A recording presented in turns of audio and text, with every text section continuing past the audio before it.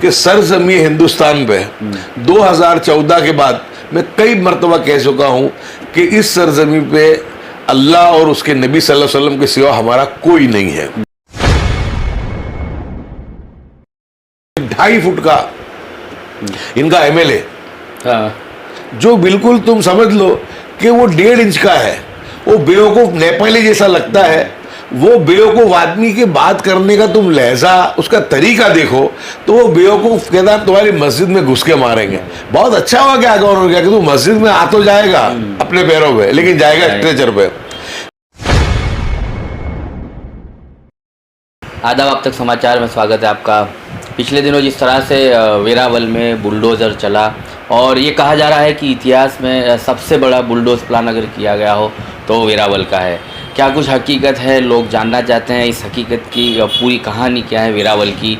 और पहले जिस तरह से वाराणसी में बुलडोज़ हुआ, जहाँ पर मंदिर डिमोलेट किए गए, उसके बाद जब वेरावल में मस्जिद और जो है दरगाहों को डिमोलेट किया गया, तो कहीं ना कहीं सरकार क्या चाहती थी, सरकार क्या मैसेज देना चाहती है, उन तमाम मुद्दों पर हम गयासुद्दीन शेख साहब से बात करेंगे। मस्जिदें थी, जो दरगाहें थी, उन तमाम को डिमोलेट किया गया है। तकरीबन 500 साल पुरानी मस्जिद और दरगाहों को डिमोलेट करने के बाद वहाँ पर धारा 144 लगा दी गई है 3 दिनों के लिए। क्या कुछ वहाँ की पूरी हकीकत है, क्या कहानी, और जो है कानून प्रक्रिया में अब जो है वहाँ के आगेवान कहाँ तक पहुँचे हैं, उन तमाम मुद्दों पर हम गयासुद्दीन शेख साहब से बात करेंगे। बहुत बहुत शुक्रिया। जो वेरावल की घटना है बहुत ही शर्मनाक घटना है, और जिस तरीके से वहाँ के जिला कलेक्टर ने काम किया है, मैं मानता हूँ कि बिल्कुल बेशर्मी की हदें उन्होंने पार कर दी है। ऐसा लगता ही नहीं है कि इस देश में संविधान भी है और इस देश में न्यायपालिका भी है। यानी एक मरतबा हमको पता है कि आज से कुछ दिन पहले 17 तारीख के दिन ही देश की सुप्रीम कोर्ट ने कहा है कि 1 अक्टूबर तक किसी भी जगह पे डिमोलिशन हमारी मंजूरी के बगैर नहीं होगा। तो लगता है कि शायद ये गुजरात सरकार और भारतीय जनता पार्टी के लोग और उनके जो गुर्गे, जो सरकारी अधिकारी हैं, ये न्यायपालिका को भी धो करके पी गए, ऐसा लगता है। मैं आपको बताऊं कि यहाँ पे इस जगह के मामले में, ये जब भारत देश आज़ाद हुआ उस डॉक्यूमेंट में भी इस चीज़ का यहाँ पर उल्लेख है।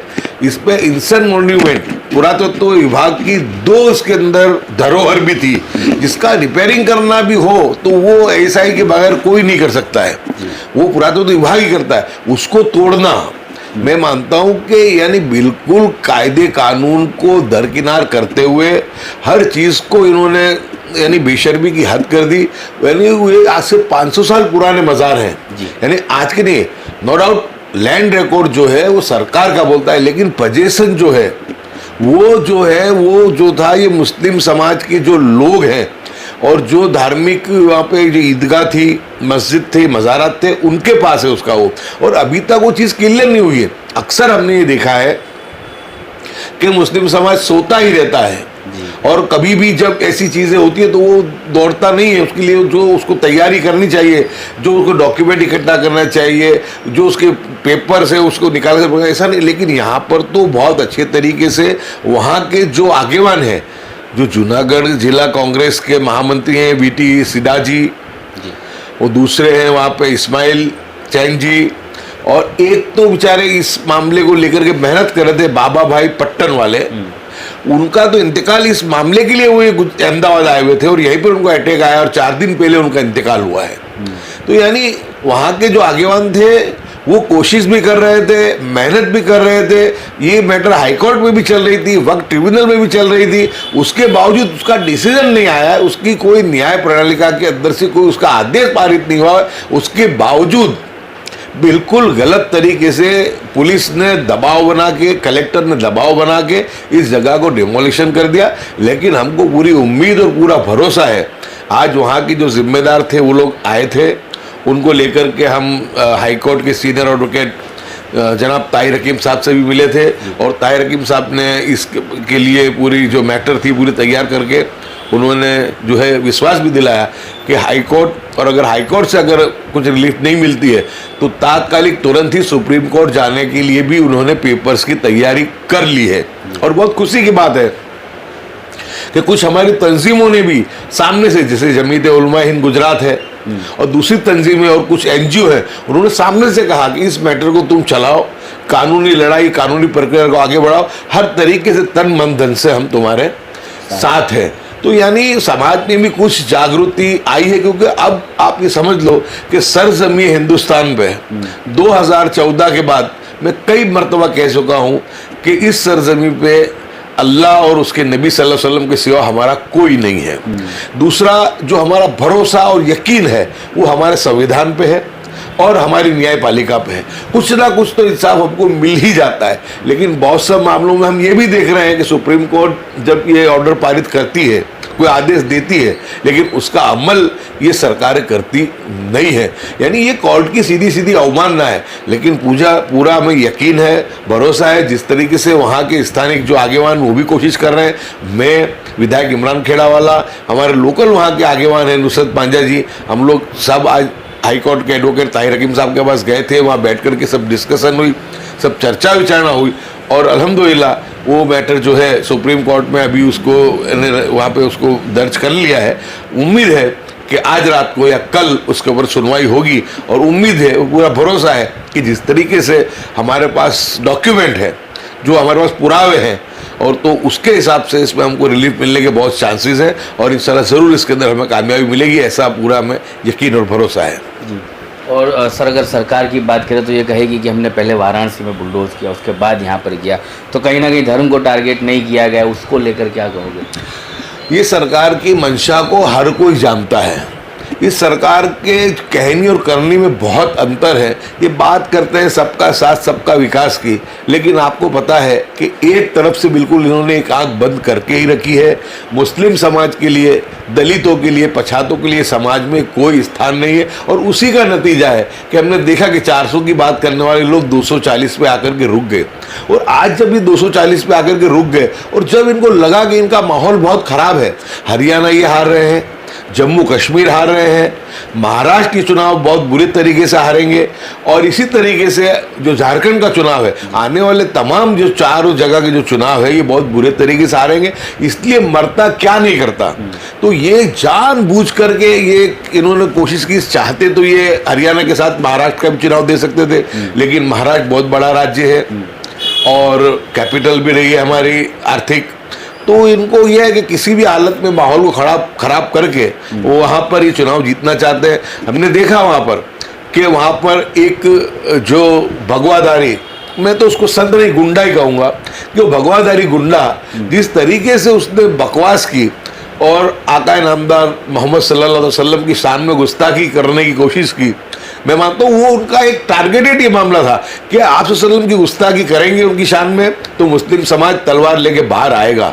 लेकिन मैं सलाम करता हूँ महाराष्ट्र के लोगों को कि महाराष्ट्र के लोगों ने बहुत संयम के साथ काम बरता, अपना डेमोस्ट्रेशन भी किया बहुत अच्छे तरीके से। अभी भी जो रैली हुई थी उसके अंदर भी वो लोग सब जोड़े शामिल हुए। बहुत अच्छी बात है कि लोगों के अंदर एक एकता दिखी। एक एकता हमको वक्फ अमेंडमेंट बिल के खिलाफ जो ईमेल करने थे और लोगों ने वो करके, उसमें भी लोगों ने करके बताया कि ये लोग इसके खिलाफ खड़े हो रहे हैं। जिस तरह ये रैली हुई महाराष्ट्र में, उसमें भी समाज एकजुट होकर के बाहर आया और समाज ने संयम के साथ, अक्लमंदी के साथ काम किया।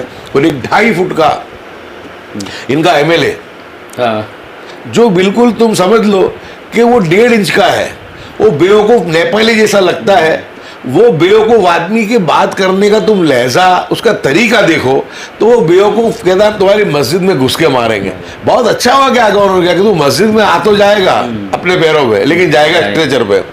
कोई तुम्हारे बाप की जागीर नहीं है। लेकिन यानी इतनी हल्काई, इतनी बदतमीजी से ये लोग पेश आ रहे हैं। लेकिन अब ये चीज़ हिंदू भी समझ गया है और मुस्लिम भी समझ गया है। हिंदू समाज भी बेवकूफ़ नहीं है। अगर हिंदू समाज इस चीज़ को न समझा होता तो इनको 400 सीट दी होती। हिंदू समाज समझ चुका है, इसीलिए इनको 240 दी। और इनको पता है कि जब अगले साल आरएसएस के 100 साल पूरे होने जा रहे हैं जी, और ऐसे वक्त में जब इनको था कि हम 400 सीट लेकर के हिंदुस्तान में हम एक तरफा हमारा राज होगा, लेकिन ये 240 आने के बाद ये बौखला गए। और उसी के बाद आप देख लो कि 4 जून के बाद इन्होंने पूरे हिंदुस्तान के अंदर धर्मान फैलाने की कोशिश शिमला में की, उत्तराखंड में की, महाराष्ट्र में की, बिहार में की, हरियाणा में की, हर जगह ये बदतमीजी जो है इनकी, ये जो कर रहे हैं।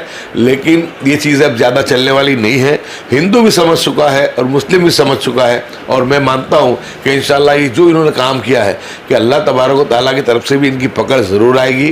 क्योंकि जिस आका नामदार मोहम्मद सल्लल्लाहु अलैहि वसल्लम के सदके तुफैल दोनों जहां को बनाया गया, आप सूरत पे धूल उड़ाओगे तो उस पर उससे कोई फर्क पड़ने वाला नहीं है, और ऐसे पाखंडी लोगों की बात से कोई इसमें फर्क भी नहीं पड़ता है।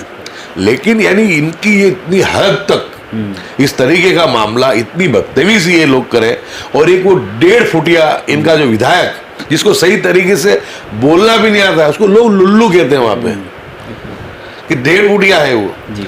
तो वो इस तरीके की जिसको सही ढंग से बोलना नहीं आता, वो जहर उगलने का काम करते हैं।